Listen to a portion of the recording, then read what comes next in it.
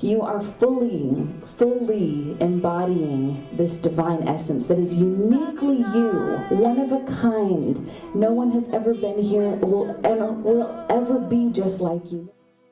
It's a little blues song, it's outrageous, it's fun, it's time to get a little wild. Hit it, CW. Here we go.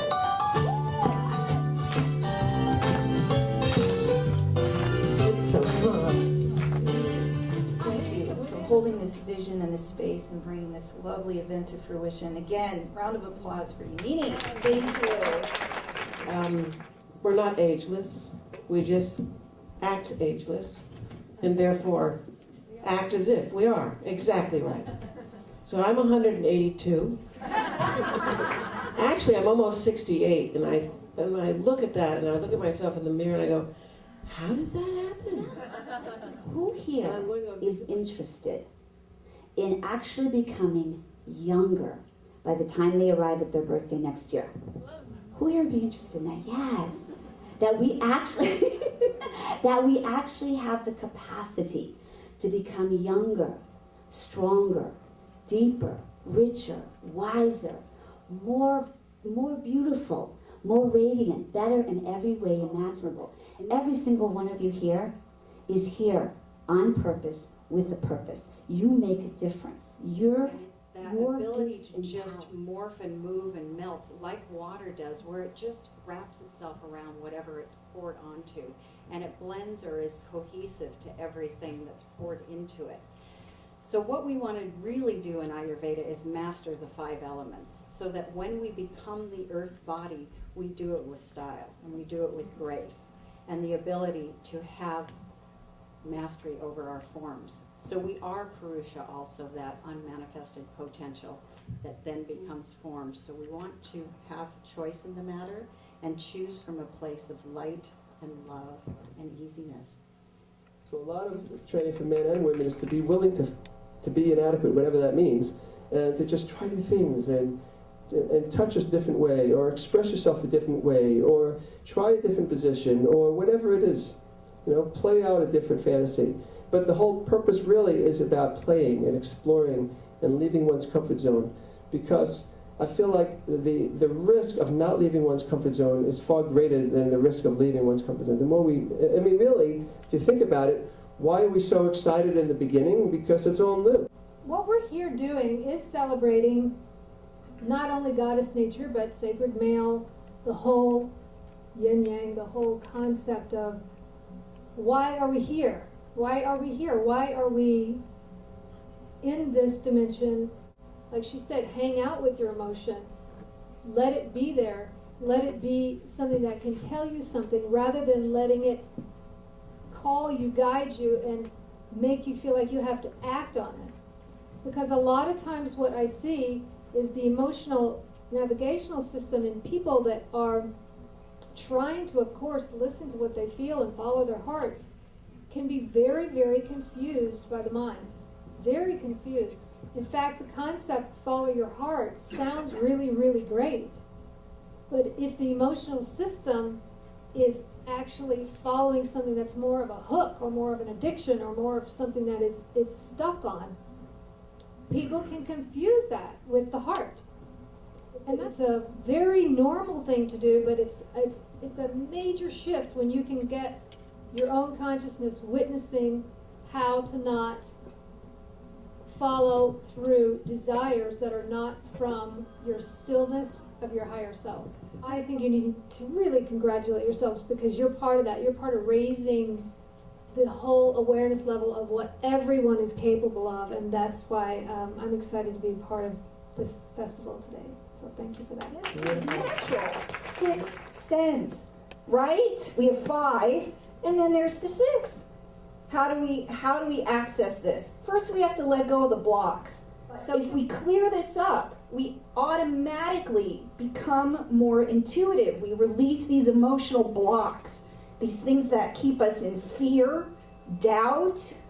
We do the work. We look at, so what's the root cause of this? Releasing it. Letting whatever else is connected to it, like a big ball of yarn, just start to unravel it. And then again, our greatness begins to show up. I believe that the drama queen is really inside of that conditioning that isn't who we are. Just so we know, what is the drama queen? Throw out some words that describe the drama queen. Victim, insecure, self-fear, self-doubting. Enough about me, let's talk about me. Let's just take on the posture of the drama queen just so we know what it looks like. Just go ahead and just take it on. Ooh, ooh. Okay, great. Now take a big exhale. Let that go. So imagine now that the goddess queen is fully embodying your space. So just breathing in. Throw out a few words that describe the goddess queen. Go ahead.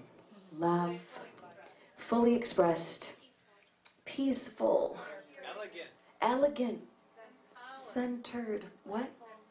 Empowered. Through the spiritual journey of transformation, of finding my heart and my soul and my joy, I came across all sorts of pearls of wisdom that truly empowered me. And here's a message for you all.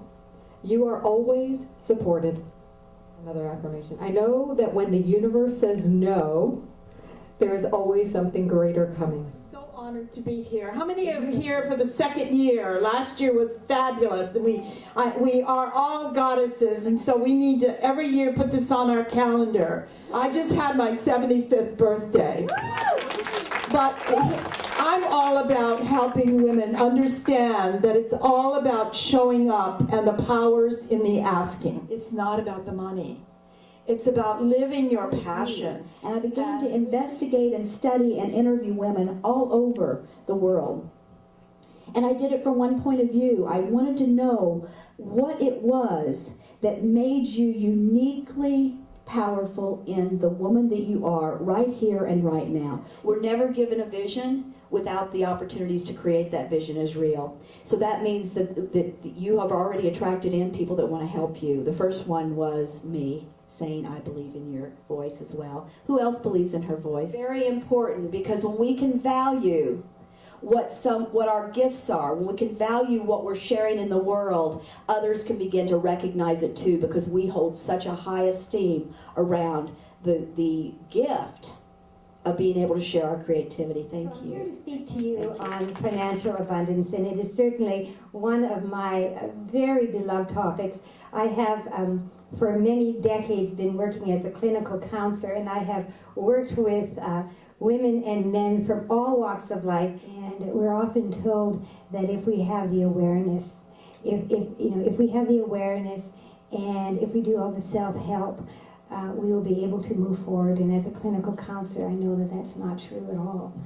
I know that awareness is not enough. What we're needing is what just happened right now with Marcia and Robbie, getting an incredible amount of support and validation. And if we don't have the validation and the support and a roadmap on how to get from A to Z, and all we have is awareness, we'll stop way before we've even started. Because the truth is, opportunity and abundance is just piling up. It's just like bottlenecking in our lives. We have so many opportunities every moment. And when we recognize it comes down to, is there a God, and do you believe it, and what do you choose to believe? In my personal opinion, I really think you have to look at what intuitively feels good to you. What intuitively feels good to me is the concept of a soul tribe. That there are like-minded spirits all around us that we are soulfully and spiritually, viscerally connected to. I have always felt that, and I felt it's very much a lot about your ability to open up. And that's what I was finding through my Taekwondo, is that we are all so much stronger than we give ourselves credit for. And we don't need to be afraid to open up, but very often we are. But if we just open up, you're not going to break, and you're going to let people in and find matches in friends, so you can make deeper friendships, and in relationships as well. Just take a step. Everybody repeat after me. Big goals. Big goals. Little tiny steps. Little tiny steps. There you I'm go. in love Perfect. with So God, just for a second. the goddess, all that is. That's where I surrender. When I let it all go, and I am so scared, and there's no person, money, anything left, I was so scared that was it. And when I let go, and I just got held by this thing, whatever we want to call it, source, there's no more fear of intimacy. Because if they see it all, they're seeing God. Kind of even started off with You know, Kelly all the is flavors. sometimes we think spirituality is just about all blissing out and just going in these higher realms or trying to fix stuff that's going on. And what I've been on my own personal journey in recognizing is it's really being willing to sit with the pain, the anger, the fear, not try to make it go away or fix it even, but to even sit with it or let it move through. And that then by grounding it, that's then the real access of connecting all the whole experience. So I'm just curious to hear. Ain't nobody gonna tell you what you gotta do. No. All right, my goddesses, make your best laughing noises.